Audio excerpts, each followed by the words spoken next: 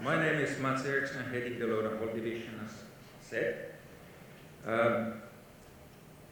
My education is computer science, and then most of my working life I've been working in the electronics industry. And you might find a connection here, and the reason why I'm talking about electrification and automation.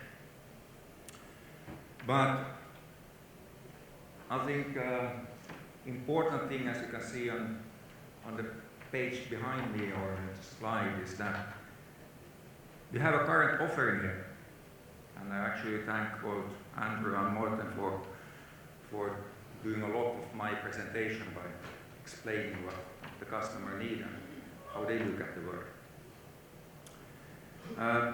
What you see here is a fleet of loaders, trucks, and drill rig. They are all electric. Some of them are even automated. The drill rig has a tram battery, so it can tram electric. If this is new to you, that a fleet like this is in operational use, it's not any prototypes or anything that we just sell and deliver a year from now. It's already in use. If this is new to you, it might be because I rather invest my money in R&D than in marketing.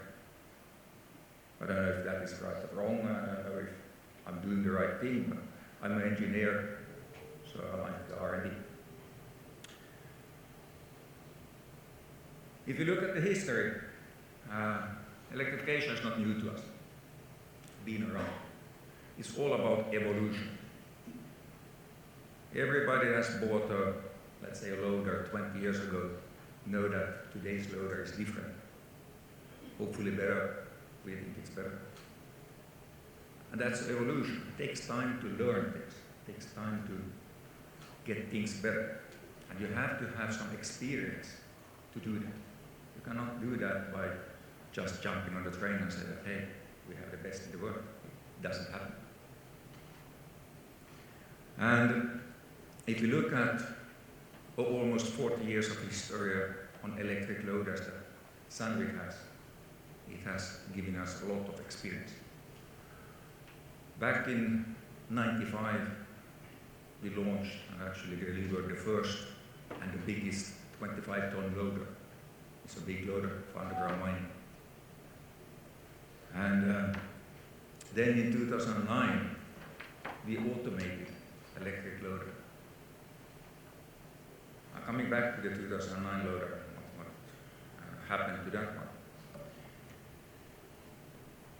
Then we found a company that actually Curtin Lake Gold has already presented, 2011, making drivelines, electric drivelines for the underground mining artisan.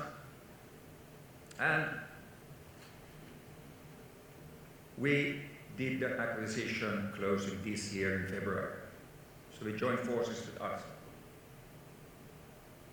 And this, if you start looking at it, is combining two different worlds. One world with 40 years of experience of loaders and trucks and the mechanical constructions of them and all the experience. With the company having about 8 years experience of making electric drivelines and things. So we don't see much overlapping here. We see complementing each other.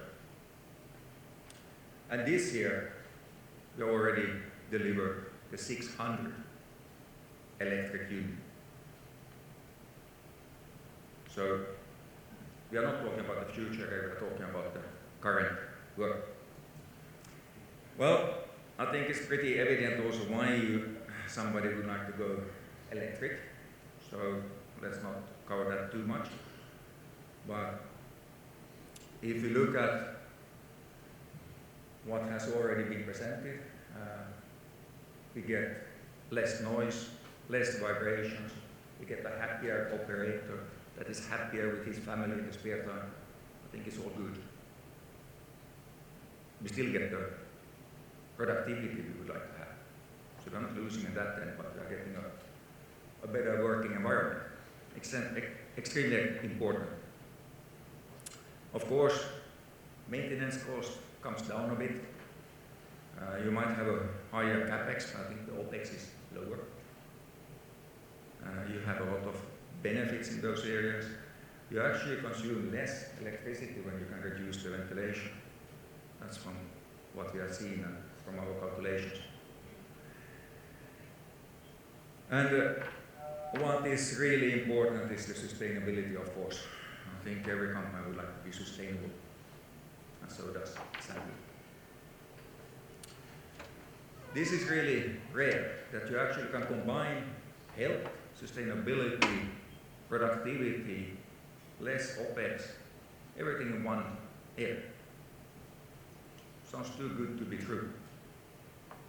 Don't know how you feel about it, but it's a bit like a fairy tale. Then, if you look at the value of automation, I will not go deeply into this because I just think automation has been around for a long, long time. You have 20 years of experience there too. And it's all about the evolution. Again, if the electric loader had evolution, automation also has evolution. And we have learned from our mistakes, but we also learned from our customers. And we have improved the product all the time. It's called automate. And what you can see there is it's a bit, I'd say, big statement that you can improve your production with 59% with automation. Well, that is one customer case.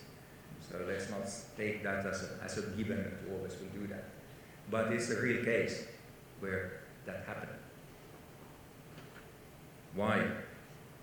Well, there are a lot of things around automation that I think most of you are familiar with, but in my mind, automation is more gentle to the machine or the unit, less maintenance, it can have higher speeds, the availability of the unit is higher. There are a lot of things around automation that makes it better. And what is really new and a good thing is that the automine that Sandvik is producing or providing is now open for all OEMs.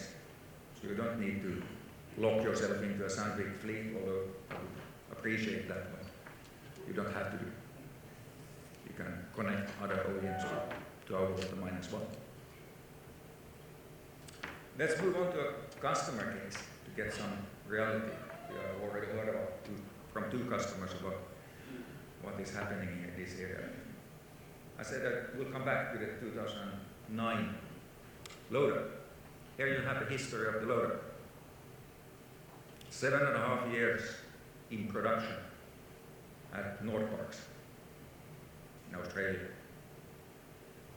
It got its retirement after 8 million tons of moving ore. Pretty impressive. And that's for automated loader. It looks a bit ready for retirement, I think, in the pictures. So it's good. Let it go. If you look at Northparkes, what they're doing today, they're actually, with two operators, actually two Sandvik automine chairs, as we call it. They are operating 5 Sandvik loaders, 14-ton loaders. They have a monthly moving of tonnage is 550,000 tons per month with these 5 loaders. And there is no way they would go back to any manual operator-based work. They have on ground 2 operators taking care of everything they need underground. So that's what automation can do. If you then really fast jump into what Artisan is all about, I asked the Artisan guys that, hey, I really appreciate that you can think outside the box. And do you know what the answer was? There were no box. And that, in my mind, explains it all. They didn't have experience from another world. They are a bit like the car industry, Tesla. They were thinking about electrification from the beginning. and how to make that happen. Great things you have heard already about less heat, less emission, of course, that's clear. But there are no constraints either in power.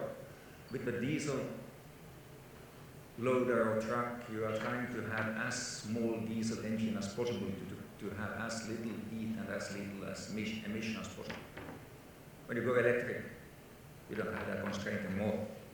You can put the most high power electric motor to the unit, and then you go. What's also been here discussed a bit is the swapping of battery that we all would like to get rid of. It's not a good thing as such, but then you have to make it as convenient as possible. And that's where Erikkson has a very nice solution where you don't need any cranes or any fixtures. You can actually swap the battery wherever in the underground mine you would like to do that. Both on the loaders and the trucks. So a picture of the Kirkland 8 presentation. So if you look at today's world, most of the loaders and trucks that are battery electric today, they are having Erikkson technology in them. So we're very happy of joining forces with them. If you look a bit about the evolution of Erikkson equipment, this was already mentioned. You have generation 1 where you throw out the diesel engine and then you put in a battery pack actually on the electric motor. You leave the rest, but you lose a lot. I repeat, you lose a lot of energy in running all the hydraulics and drive lines and things you have. It's not a good solution. Then you get into generation 2, of course, where you then optimize some drive lines and some hydraulics and some energy consumption. You can do pretty much. You get a decent machine out of it. And that's good, because then you have a, let's say, a proven loader that you actually just convert to be electric. So we call that redesign it. But the most efficient one is when you start thinking as a whole. How should this function?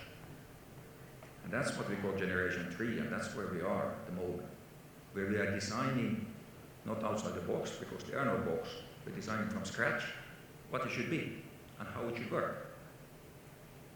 And this is what we say, rethink the whole loader and truck concept. And that's where you get, for example, the swapping of battery. Less than 8 minutes, and you swap the battery. And without any cranes or real manual work. That's when you start to rethink how this should be constructed to serve the BEV world. So rethink the entire machine. It's an evolution again. You have to start with generation 1 to actually get generation 2 and then generation 3. I don't know what generation 4 will be, but for sure it's coming. So it's an evolution that you have to go through to learn things, to get the experience, to improve things. And as I mentioned, Sandvik has 40 years of evolution time on electric loaders, and Erikkson have 8 years. And that makes a difference in my mind. But it's not enough that you have great equipment and you rethink the machine, you actually have to rethink the entire mine. I think that was also very clear in the presentations, that let's not just replace the way you do things today, let's rethink the whole thing. And if you look at the numbers here, we have a lot of automation sites already, and we have a lot of customers using our automation systems. We have a lot of connected fleet that are connected through the clouds, where you have the data, how they are functioning and the rest.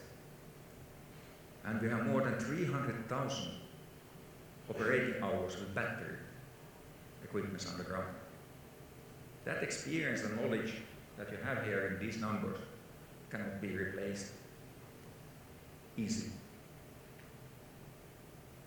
So I think that experience we would like really to share with our customers too. And actually, we don't see anybody as a customer coming into this, we see them as a partner. We need to work together to solve the problems and get more efficient.